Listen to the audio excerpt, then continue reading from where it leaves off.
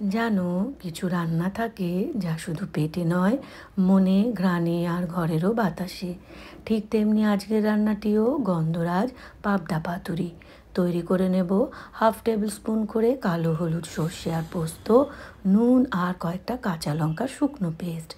এবার এই পেস্টে মিশলো টক দই, তৈরি হলো একটি মোলায়েম পেস্ট। ওদিকে নুন আর হলুদ মাখানো 300 গ্রাম পাবদা মাছের মধ্যে ঢুকে গেল সেই মোলায়েম পেস্ট। আর তার সঙ্গে মিশলো একটি গোটা গন্ধরাজ লেবুর জেস্ট আর বেশ খানিকটা সর্ষের তেল। দেখো, জেস্টে যেন শুধুমাত্র সবুজ অংশটাই থাকে, সাদা অংশ মোটেই নয়, তাহলে কিন্তু তেতো হয়ে যাবে। এবার বড় সাইজের 4-5টা কলা পাতার টুকরোকে গ্যাসের আগুনে সেঁকে নরম করে নিলাম আর কাস্ট আয়রনের প্যানে পাতাগুলো পরপর সাজিয়েও ফেললাম। তারপর সেই পাতার মধ্যে সাজিয়ে দিলাম মাছ, উপর থেকে আবার কিছুটা সর্ষের তেল, কয়েকটা গন্ধরাজ লেবুর পাতা আর চেরা কাঁচা লঙ্কা।